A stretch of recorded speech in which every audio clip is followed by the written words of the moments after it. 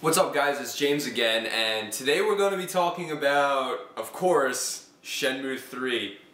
And this video is going to be focusing on what I personally would like to see in Shenmue 3.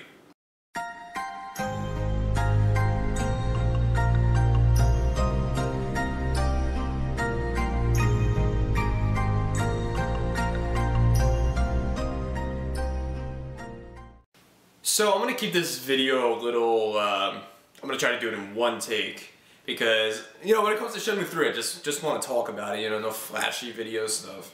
Not that I'm known for doing flashy video stuff. Most of my videos are just done in one take. But anyway, so Shenmue 3, what I would like to see, and this is under the understanding that Shenmue 3 will be on the PlayStation 4, not on last generation. This is as if Shenmue 3 was a PlayStation 4 title. Now, for those of you watching and you're like, yeah, Shenmue 3 shouldn't be on PS4, it should be on Xbox One. That's not the point of this video, and what you need to do is turn around, put your head in the wall, and go fuck yourself, because stop being a fanboy. Shenmue 4, Shenmue 3, oh god, Shenmue 4, don't even get me started. Shenmue 3 has to exist on PS4.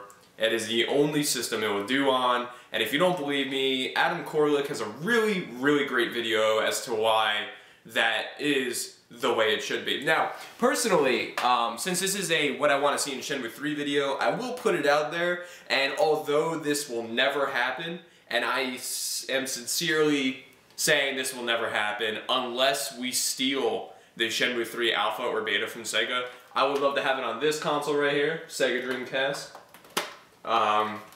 That would be pretty damn awesome. By the way, little trivia, this is the only Dreamcast that has ever ran the bike mod, and this Dreamcast is actually dead, unfortunately. But anyway, so for Shenmue 3,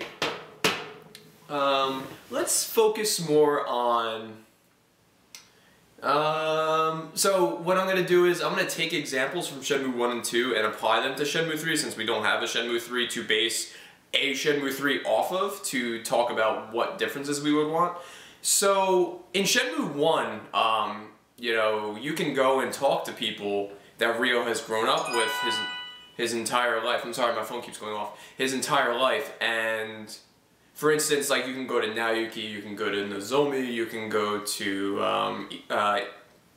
I don't know, a lot of people, Akasuka-san, Itoi-san, Sumiya-san, Ine-san, Fukuhara-san, Miki, Noriko, you know, there's a lot of people you can talk to that have known Ryo for a long time and know about his family and about what happened with Iwao, you know, Ryo's father. One of the things I noticed about Shenmue 1 is if you're not currently looking up anything important in free roam, Ryo will ask questions like, hey, how's business? Or hey, what's going on with this? Or hey, what's going on with that? You know, trying to dig up that personal conversation that leads to a little bit of character development. For instance, if you talk to, fuck, I forget his name.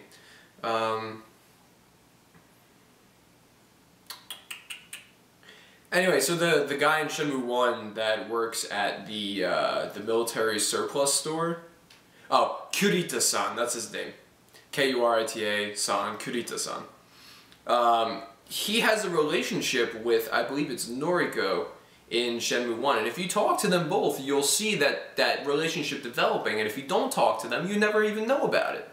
So, one thing I want to see in Shenmue 3 is, you know how in Shenmue 2 you had the different conversation options?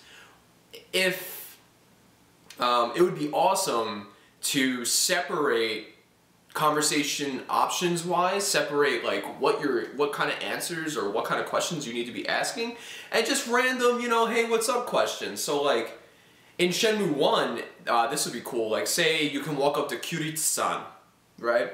And one of the questions would be, do you know who Charlie is? Or do you know where their tattoo parlor is? And then another conversation option would be, hey, how's business? Or how's Noriko? How's life? What's going on? You know, did you get any new clothes? Blah, blah, blah. That would be pretty awesome, because that will, you know, allow Shenmue to show how much more of a real-life simulation it is, you know, and it's not just linear dialogue. Like, you can actually have conversations with people. That would definitely be an improvement in Shenmue 3. So another improvement would be, since Shenmue 3 will take place in, it will at least start to take place in around 1987. I'm assuming right after Shenmue 2 ends, so, you know, 1987, give or take, whatever month it's in. It depends on if they skip any chapters, like they skip Chapter 2. I don't think they do, though. I remember I asked Yu Suzuki about that, and he said that Chapter 2 is the only skipped chapter in the Shenmue timeline from Chapters 1 to Chapter 16. So, depending on if they keep it up to Chapter 16, it might end at Chapter 11, now I'm thinking about it. Anyway, so another thing would be the part-time jobs, okay? Shenmue 1, you had the forklift as a part-time job. Shenmue 2, you had the forklift, fuck, no you don't, sorry. In Shenmue 2, you have carrying crates with Duin or Congo, which I gotta admit is really annoying but really funny at the same time. Like, Duin, yeah, we're putting it down! And then you have Congo who talks in the third person. Congo feel hungry, Congo want to move crate, Congo think that boss lady is very hot and I want to touch Congo. And then you also had gambling, which will allow you to make money. My favorite is Big or Small, because in the Fortunes Pier, there's a $500 gambling area, and it's one of the easier ways to make money in Shenmue. Save before you gamble, and then hold start and select on the Xbox version, or hold the 4 face buttons and hit start on the Dreamcast version, and then just keep reloading your save if you screw up.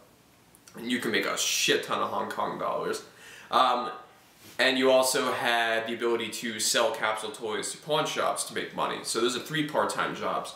Now, in Shenmue 3, since it's going to be taking place in a lot of rural and city areas in China, if they could include the whole gambling and, you know, the whole gambling and cargo-based jobs, but also add, one of the things I talked about with Norse, from Shenmue 500K, Norse Gertie, which you can see in the Shenmue 3 Part 3 Section 1 discussion video.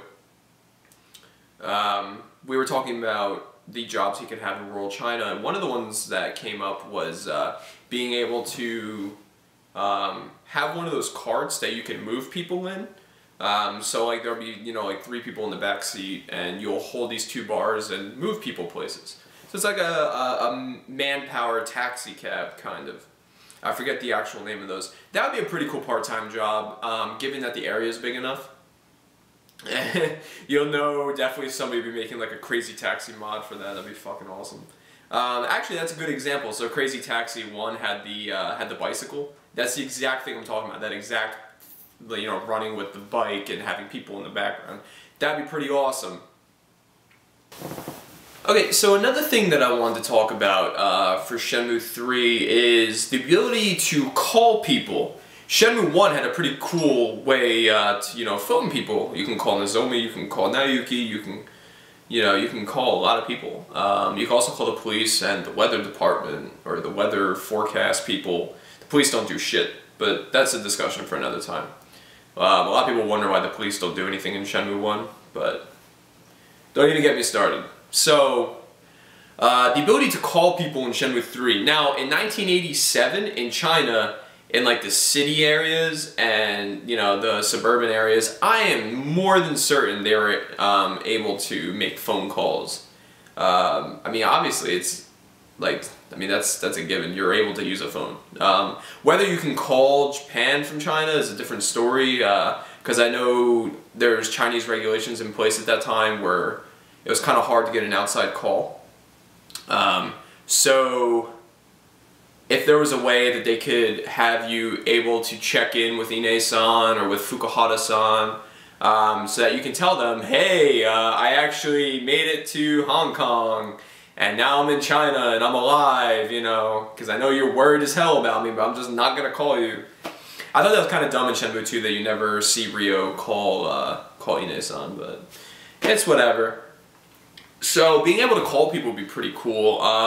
Now, Ryo, I think, should be able to talk to Nozomi in Shenmue 3.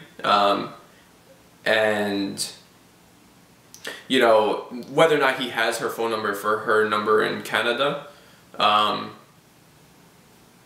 he could easily call her grandmother and get that information. Because the grandma knows that Ryo and Nozomi has like this little thing together. If you talk to her grandmother, you'll see that she says, oh, Nozomi talks about you all the time. I'm sure that Ryo could be like, hey, what's her number? Because I love her and I want to talk to her. I'm sure she'll give it to him. If she doesn't, then that's a pretty nasty cock block, if you ask me. That's pretty fucked up. So, not a cock block per se, but you know, he's Ryo. There are no cock blocks with Ryo. Ryo cock blocks himself. Now, I don't always cock block, but when I do it to myself. Anyway, so yeah, being able to call the people that you need to speak to in Shenmue 3 would be pretty awesome. So another thing that I would like to add to Shenmue 3 is the arcade games. Now, Shenmue is notorious for having old school emulated arcade titles in the arcades or at your house or in a random scary building. Afterburner, for instance, in the Yellowhead building. So that would be pretty awesome. One of the games I'd like to add is, of course, Daytona USA. That would be pretty sick. You know, with the theme song, Daytona! That'd be so great. So, yeah, Daytona USA would be pretty awesome. I know it's not Yu Suzuki, but like if we could get other titles in there, like, dude, like House of the Dead 2 or even House of the Dead 1. Some type of, you know, gun game, and you'll see it like third person, like you could either play it as the game itself, you know, first person view, and you use the controllers or whatever, or like if they could have a third person cabinet view and you'll see Ryo aiming and shooting, like I guess they could time it as a QTE, like if you hit the QTE he shoots the zombie. That'd be so freaking awesome. Like, oh my god, Crazy Taxi would be another awesome instance. And then, of course, all the games that are already in there that were in Shenmue 1 and 2. So like your Darts, your Afterburner, your Hang On, your QTE title. You know, that'd be pretty sick. And then Excite QTE. If Yu Suzuki could get the ability to put Propeller Arena in Shenmue 3, that would be so fucking awesome. For those of you who don't know, Yu Suzuki made a game called Propeller Arena for the Dreamcast. It was canceled because of 9/11, or at least that's one of the reasons you'll see online that people say that it was canceled. Propeller Arena was a dogfighting game, so you would use planes and shoot each other. The beta, actually I think it's more of a retail release. The retail ISO was actually leaked onto the internet, and if you Google DC ISO Zone Propeller Arena, you'll find the ISO, download it, burn it with alcohol or disc juggler, pop it in a Dreamcast, and you're good to go. It's honestly a really fun game, or you could just YouTube it and just watch the game. But it's really cool. Very sad it never came out, and you know, but that's Sega for you. So yeah, that'd be awesome. Arcade titles in Shenmue 3. I would like to see it as, you know, how it was in like Golden Quarter, where it's like an arcade you can go to. That'd be pretty sick. Yeah, so those are like the micro things I want to see in Shenmue 3. So now on to gameplay mechanics. So for Shenmue 3's gameplay mechanics, since it's going to be on a modern console, they're definitely going to have to update how Ryo walks in Shenmue 3.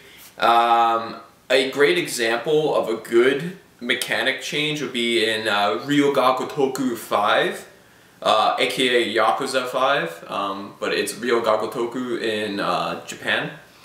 The way that the main character walks, you know, the left thumbstick on the PS3 controller controls all the directions. That would be a smart way to do it, I think. I mean, I like how Shenmue controls, but it's not for everybody. I am perfectly fine if they leave it with how Shenmue 2's controls were, or even Shenmue 1's controls. You know, doesn't bother me at all.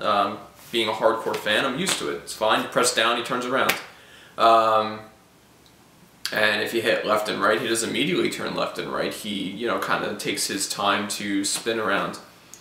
So, yeah, that's definitely a gameplay mechanic that will probably need to be changed for it to appeal to, you know, modern gamers. Especially since Shenmue 3 will definitely have to appeal to a lot of people because they need to make up that lost cash. Although, accounting-wise speaking, honestly, Sega should just cut their losses at this point. But, you know, Sega's never going to listen. Oh, and let me just get this out there. For your treatment of the Shenmue series, Sega, you can go fuck yourself for all I care. I needed to say that. Anyway, so back to the gameplay mechanics. So yeah, changing the way Ryo controls will definitely be a must. Other gameplay mechanics, I would like to see Shenmue 3 really build upon the idea of talking to people to develop relationships with that person. For instance, like talking to Kurita-san, like I said before, in Shenmue 1 to see that development with his relationship with Noriko.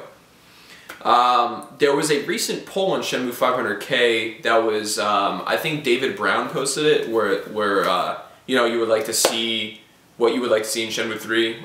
It's also the reason why I spawned making this video, just because I wanted to get my thoughts out there. So, a plot device in Shenmue 3 that's going to happen is Ryo has to meet with Nozomi. He has to go and meet with Nozomi. I mean, that has to happen. Ryo and Nozomi were made for each other. However, a dating system in Shenmue might be kind of interesting. If Yu Suzuki goes the route of allowing you to change the ending of Shenmue, and one of those change variables would be who you want to date, because it's obvious that Ryo has a lot of girls that like him. If you could like go and develop a relationship with somebody, so if you could choose between Nozomi, Joy, Shuing, I don't want to use Shenhua because I don't think that she falls into that category, or at least not yet. You know, if you could choose between the girls in Shenmue to have kind of like a dating system with, that might change the ending.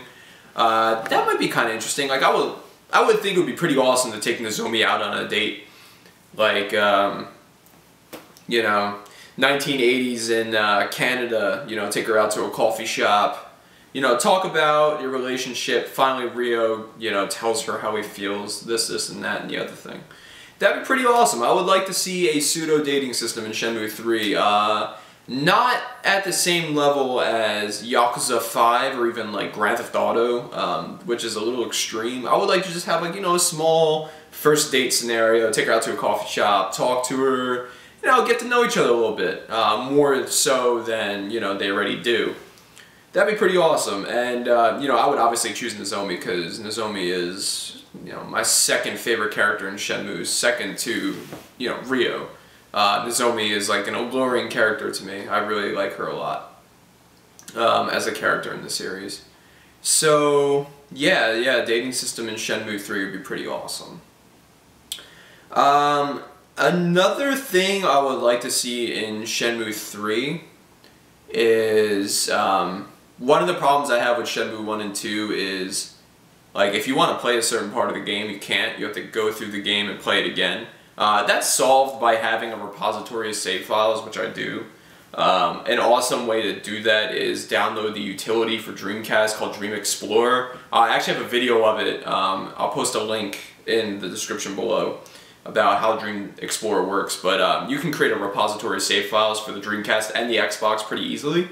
But you know, those are kind of like workaround methods. I would like to see Shenmue 3 have a kind of a scene selection, not on terms of what was in Shenmue 1 Passport with just cutscenes, but the ability to get into that area of the game to replay it. That would be pretty cool. Or not only that, but be able to access every area after you beat the game. So for instance, when Shenmue 3 ends, Ryo goes back to Yokosuka, lives out his life. But he also has the ability to go anywhere that he went to in the games, so you can go back and explore them. that would be pretty awesome. That I would really love. That would help a lot in Shenmue 1 and 2. Instead of having to download save files via hacking methods. You know, like if you don't have a modded Xbox original or a modded 360 or a way of accessing the 360 hard drive, that is a pain in the ass to do. Like my modded Xbox, I just have like one folder outside of my UData folder that's just all Shenmue save files I can just copy and, you know, load up in any part of the game that I want. And then on the Dreamcast I use a modified version of Dream Explorer where I inserted more save files. And then for, you know, null DC emulation or DEMUL, I have just a folder with, you know, virtual memory card instances where I just like copy them to play wherever I want. So yeah, a scene selector in Shenmue 3 would be pretty awesome.